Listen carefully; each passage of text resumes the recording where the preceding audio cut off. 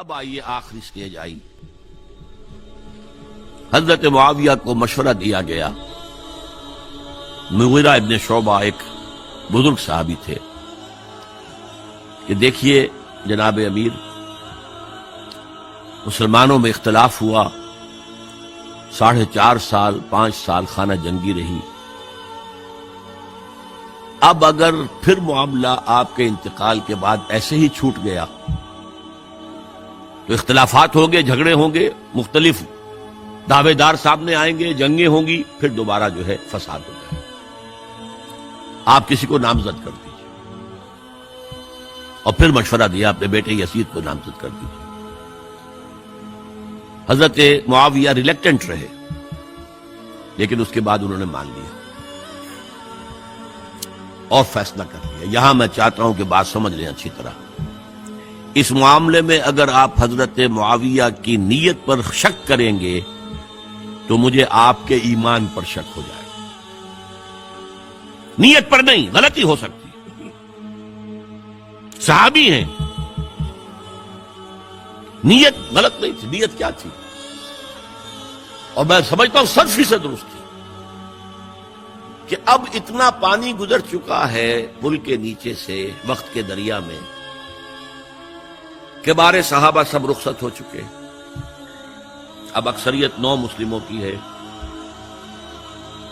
عصبیتیں بھی ہیں، قبائلی عصبیتیں ختم تو نہیں ہوئی. لہذا جب تک کوئی قبائلی عصبیت پیچھے نہیں ہوگی حکومت کے، حکومت نہیں چل سکے گی. یہ ابن خلدون کا لفظ ہے، عصبیت، کوئی چیز جو جوڑے آپ کو. تو دینی عصبیت اب کمزور پڑ گئی ہے، اس لیے کہ حضور نے جن کو تربیت دی تھی وہ ہم گئے، اکثر و بیشتر گئے. اب اگر ایسے ہی چھوڑ دیا گیا اور کوئی قبائلی عصبیت پشت پر نہ آئی تو پھر خانہ جنگی ہوگی. 5 سال تک ہوئی. اس بنا پر انہوں نے اسے صحیح سمجھا. آپ اختلاف کر سکتے ہیں، صحابہ کی رائے سے اختلاف ہو سکتا ہے، لیکن آپ ان کی نیت پر شک نہیں کر سکتے. بہرحال واقعہ کیا ہے تاریخی اعتبار سے کہ یہ 10ویں سال میں نامزد کر دیا یزید کو اپنے بعد خلیفہ کے لیے، ولی عہد. اس وقت تقریباً سب نے بات مان لی سوائے 5 افراد کے. وہ 5 افراد بہت اہم تھے، بہت اہم. ابو بکر اہم ترین آدمی تھے، ان کے بیٹے عبد الرحمن ابن ابو بکر. عمر نمبر 2 تھے، عبداللہ ابن عمر. زبیر عبداللہ ابن زبیر. عباس عبداللہ ابن عباس. اور حسین ابن علی. حضرت حسن کا انتقال ہو گیا. اہل تشیع کا کہنا یہ کہ زہر دیا گیا، واللہ اعلم، میں کچھ نہیں کہہ سکتا. میں کوئی تاریخ کا محقق اس معنی میں نہیں، میں موٹی موٹی باتیں جانتا ہوں. بہرحال انتقال ہو گیا. 5 آدمیوں نے نہیں مانا. لیکن دیکھیے یہ تھی تدبر کی بات حضرت امیر معاویہ کی. کوئی دباؤ نہیں ڈالا، کوئی جبر نہیں کیا، کوئی کسی کو نقصان نہیں پہنچایا کہ نہیں مان رہے تو یہ کر دیں. نہیں، دیکھیں گے جب وقت آئے گا. جب وقت آیا حضرت معاویہ کے انتقال کے بعد، اب ایک صاحب جا چکے تھے، حضرت عبد الرحمن ابن ابی بکر فوت ہو چکے. اب 4 رہ گئے. 3 عبادلہ، عبداللہ ابن عمر، عبداللہ ابن عباس، عبداللہ ابن زبیر، ایک حسین ابن علی رضی اللہ تعالی عنہم اجمعین. جب بیعت ہو گئی یزید کی تو اب ان کے درمیان اختلاف ہوا. یہ بات اچھی طرح سمجھ لیجئے. تاریخی حقائق، موٹے حقائق کو چھوڑ کر باریکیوں میں جب پڑھتے ہیں تو معاملہ غلط ہو جاتا ہے. موٹے حقائق کو سمجھیں. جیسے کہتے ہیں میکرو اکنامکس اور مائکرو اکنامکس. میکرو ہسٹری جو 2 ایک طرف ہو گئے، 2 ایک طرف ہو گئے. عبداللہ ابن عباس کی رائے ہوئی کہ اگرچہ یہ غلط کام ہوا ہے، یہ قیصر و کسریٰ کی سنت پر عمل ہو رہا ہے، لیکن یہ ایسی بڑی بات نہیں ہے کہ خون ریزی شروع کر دی جائے اور امن و امان ختم ہو جائے. یہی بات عبداللہ ابن عمر کی ہو گئی. یہ 2 تو ایک جا ہو گئے. مصلحت کہہ لیں، جو بھی سمجھے، لیکن نیت پر حملہ نہیں کر سکیں گے آپ۔ دیانتاً انہوں نے یہ سمجھا کہ اب جب کہ ہو گیا معاملہ تو ٹھیک ہے، حرام مطلق تو کہیں نہیں لکھا ہوا قرآن کے اندر کہ بیٹا نہیں ہو سکتا، کہیں نہیں لکھا ہوا۔ بہرحال ان دو کی رائے یہ ہوئی کہ اگرچہ کام غلط ہے لیکن اتنا غلط نہیں ہے کہ اس کو چیلنج کیا جائے اور اس سے جو ہے خانہ جنگی شروع ہو جائے اور فساد شروع ہو جائے۔ دو کی رائے یہ ہوئی کہ نہیں، we have to challenge it come what میں۔ عبداللہ ابن زبیر، حسین ابن علی رضی اللہ تعالی عنہما یا عنہم، تو یہ دو علیحدہ، ان دو میں اب اختلاف ہوا۔ عبداللہ ابن زبیر کی رائے یہ تھی کہ یہی مقیم رہو مکے میں، حجاز میں، مکے اور مدینے میں، یہاں سے ریزسٹنس موومنٹ ہم شروع کریں، کیونکہ یزید کی خلافت تو دمشق میں تھی، بہت دور۔ حضرت حسین کو خطوط آ رہے تھے کوفے سے، کوفہ حضرت علی کا صدر مقام رہا تھا، اور جن سبائیوں نے فتنہ پیدا کیا تھا حضرت عثمان کے خلاف وہ بھی وہیں آباد تھے۔ انہوں نے خطوط کا تاغا باندھ دیا، آپ آئیے ہم آپ سے بیعت کریں گے اور کھڑے ہوں گے اور مقابلہ کریں گے اور اس یزید کی حکومت ختم کریں گے۔ ڈاک کے تھیلے بھرے ہوئے۔ حضرت حسین نے فیصلہ کیا کوفے جانے کا، بہت روکا۔ عبداللہ ابن عباس بہت ان سے بزرگ تھے عمر میں، اور ویسے بھی ایک اعتبار سے نانا تھے، ایک اعتبار سے پڑدادا تھے۔ حضرت عبداللہ ابن عباس حضور کے چچا زاد بھائی تھے، تو نانا ہو گئے کہ نہیں؟ حضور نانا تھے کہ نہیں؟ اور حضور کے چچا تھے حضرت عباس، ان کے بیٹے ہیں۔ تو اس اعتبار سے حضرت علی رضی اللہ تعالیٰ عنہ کے کیا ہو گئے؟ چچا۔ بہرحال میں کچھ گڑبڑ کر رہا ہوں اس وقت۔ وہ دوڑتے جا رہے تھے کہ حسین خدا کے لیے مت جاؤ، خدا کے لیے مت جاؤ، یہ کوفی تمہارا ساتھ نہیں دیں گے، الکوفی لا یوفی، کوفی وفا نہیں کرتا وعدہ، اور خدا کے لیے اگر جانا ہے اپنے گھر والوں کو یہاں چھوڑ دو۔ بس حضرت حسین پر رضی اللہ تعالی عنہ جو ایک کیفیت تھی، انہوں نے سب باتوں کو نظر انداز کیا۔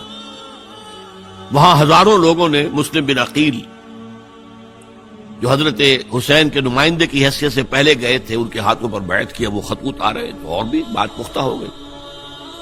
ابھی راستے ہی میں تھے کہ پتہ چلا کہ ابن سیاد گورنر بن کر آیا ہے، اور اس نے جو وہاں پر تشدد کیا ہے اور ڈنڈا برسایا ہے، سب بیعت توڑ کے گھروں میں چھپ گئے، اور مسلم بن عقیل جو ہیں وہ بے یار و مددگار شہید بھی کر دیے گئے۔ حضرت حسین نے ارادہ کیا کہ واپس ہو جائے مدینے۔ اب مسلم بن عقیل کے بیٹے جو ہیں، وہ عرب کی ایک غیرت ہے، ایک آنر جسے آج کل کہتے ہیں، ہم اپنے باپ کا بدلہ لیے بغیر نہیں جائیں گے۔ اور حضرت حسین کی شرافت اور مروت، یہ لوگ میرے ساتھ آئے تھے نا، میرا ساتھ دے رہے تھے، اب میں ان کا ساتھ کیسے چھوڑوں؟ بہرحال وہ حادثہ فاجعہ ہو کر رہا، اور اس میں سب سے بڑا سبب جو بنا ہے وہ میں چاہتا ہوں جس کی طرف کسی کی نگاہ نہیں گئی۔ افسوس یہ ہے کہ میرا اس پر جو کتابچہ ہے سانحہ کربلا، وہ آؤٹ آف پرنٹ تھا۔ کوشش تھی کہ آج یہاں وہ پیش کیا جاتا، مختصر ترین، لیکن آپ دیکھیں گے کہ کلیئر ہو جاتی ہے ہسٹری۔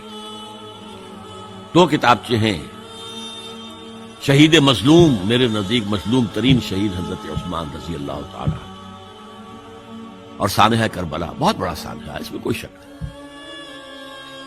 حضرت حسین کے صبر اور مثابرت اور استقلال اور شجاعت، یہ مثالی ہے تاریخ کے اندر۔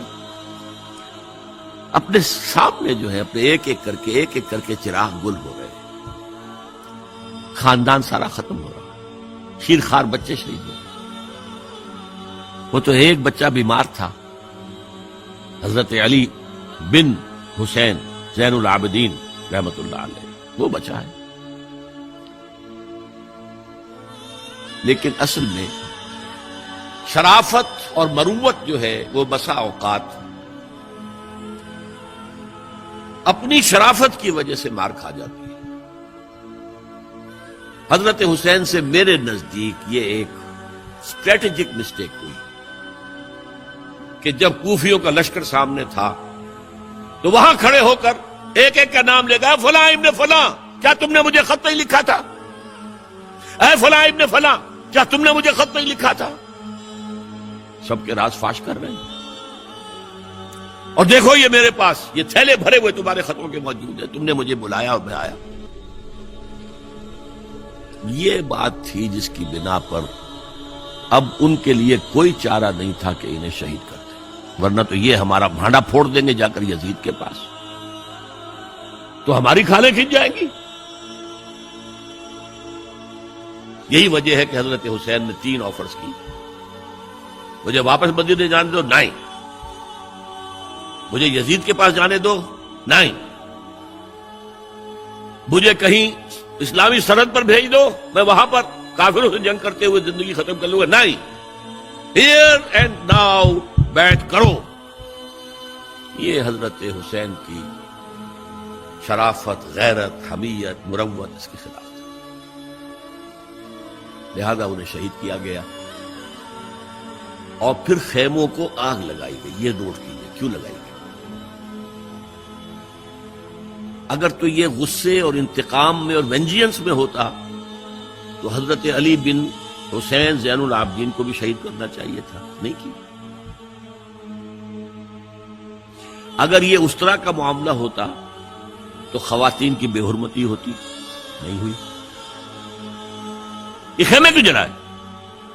تاکہ وہ جو ایویڈنس ہے وہ ختم ہو جائے.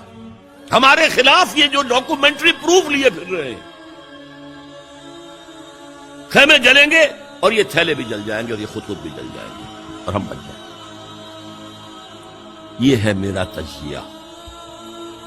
بہرحال اس میں کوئی شک نہیں کہ تاریخ انسانی کے عظیم حوادث میں سے وہ ہے، اور میرے نزدیک حضرت حسین رضی اللہ تعالیٰ عنہ کا اختلاف کر سکتا ہے، جو چاہے کرے. حضرت حسین سے اختلاف کرے اور اتفاق کرے حضرت عبداللہ ابن عمر، عبداللہ ابن عباس کے ساتھ، تب بھی ٹھیک ہے. اور اگر حضرت عبداللہ ابن عباس اور عبداللہ ابن عمر سے اتفاق کرے اور حضرت حسین ان سے اختلاف کرے، تب بھی شک ہے. معصوم کوئی نہیں. ہمارے نزدیک معصومیت خاصہ نبوت ہے. نبوت ختم ہوئی حضور پر، معصومیت ختم ہوئی. غلطی ہر ایک سے ہو سکتی ہے اور آپ رائے رکھ سکتے، لیکن کسی صحابی کی نیت پر حملہ نہیں کریں گے. صحابی کی نیت پر حملے کا مطلب کیا ہے کہ محمد صلی اللہ علیہ وسلم تزکیہ نفس نہیں کر پائے. یہ ریفلیکٹ کرے گی حضور کی اس پوری کی پوری جد و جہد پر کہ شخصیت سازی نہیں کر پائے محمد صلی اللہ علیہ وسلم. نہیں، معاذ اللہ ثم معاذ اللہ ثم معاذ اللہ. بہرحال یہ ہے تاریخ کے اعتبار سے ہمارے ہاں جو عظیم ترین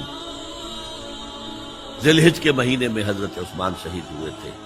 28 ذی الحج کو حضرت عمر پر حملہ ہوا تھا. 1 محرم کو ان کی شہادت ہوئی تھی. 10 محرم کو یہ سانحہ کربلا پیش آیا تھا. یہ ہماری اس ابتدائی تاریخ کے اہم لینڈ مارکس ہیں جنہیں ہم شہادت کے نام سے جانتے ہیں. لیکن میں اب پھر دوبارہ کہوں گا، حضرت حسین کو یاد کر لیں، حضرت عثمان کو یاد کر لیں، ان کے لیے کوئی رنج اور غم کا اظہار کر لیں، اس سے کچھ حاصل نہیں ہے. حاصل تو یہ ہے کہ شہادت علی الناس کی تیاری کیجیے.